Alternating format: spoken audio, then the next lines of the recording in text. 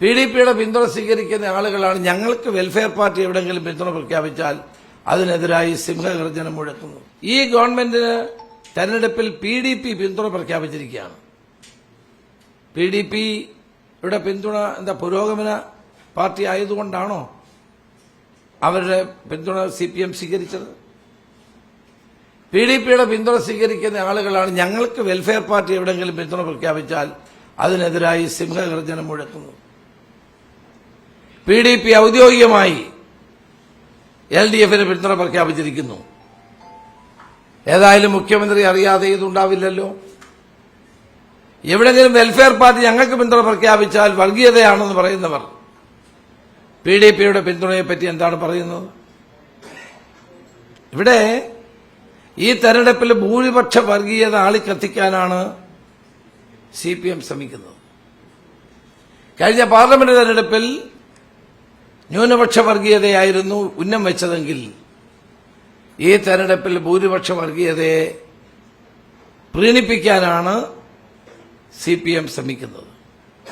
മാറി മാറി വർഗീയ കാർഡ് കളിക്കുന്ന CPM ഇപ്പോൾ ഭൂരിപക്ഷ വർഗീയതയുടെ കാർഡ് കളിക്കാൻ തീരുമാനിച്ച് ഇറങ്ങിയിരിക്കുകയാണ്.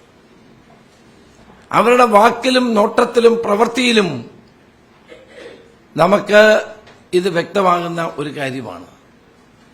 ആഗോള അയ്യപ്പ സംഗമത്തിൽ തുടങ്ങി ഇപ്പോൾ എടുക്കുന്ന ഓരോ നിലപാടുകളും പരിശോധിച്ചാൽ കേരളത്തിൽ ഈ തെരഞ്ഞെടുപ്പിൽ ന്യൂനപക്ഷങ്ങളെ കൈയൊഴിഞ്ഞുകൊണ്ട് ഭൂരിപക്ഷത്തെ കൂടെ കൂട്ടാനുള്ള ശ്രമമാണ് CPM നടത്തുന്നത്.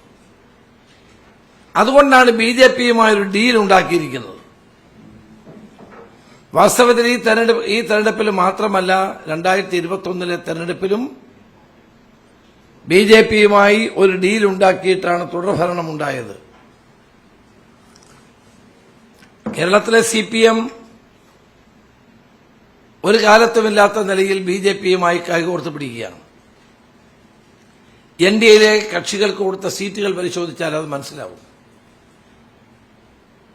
കുന്നത്തനാട്ടിൽ മാത്രമുള്ള 2020ക്ക് 22 സീറ്റുകളാണ് BJP നൽകിയിരിക്കുന്നത്.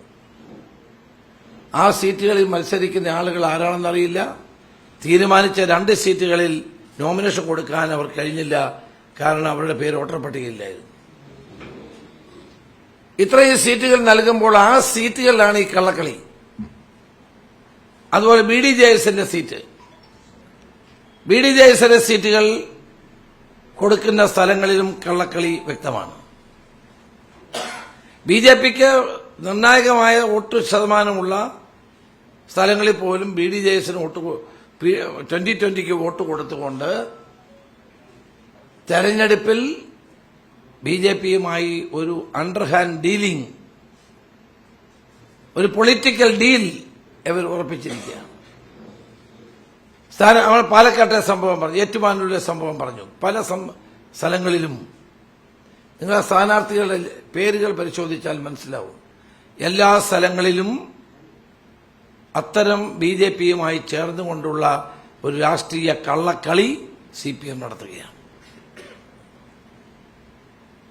അപ്പൊ കഴിഞ്ഞ 2021 തെരഞ്ഞെടുപ്പിലും ഇത് തന്നെയാണ് ഉണ്ടായത്.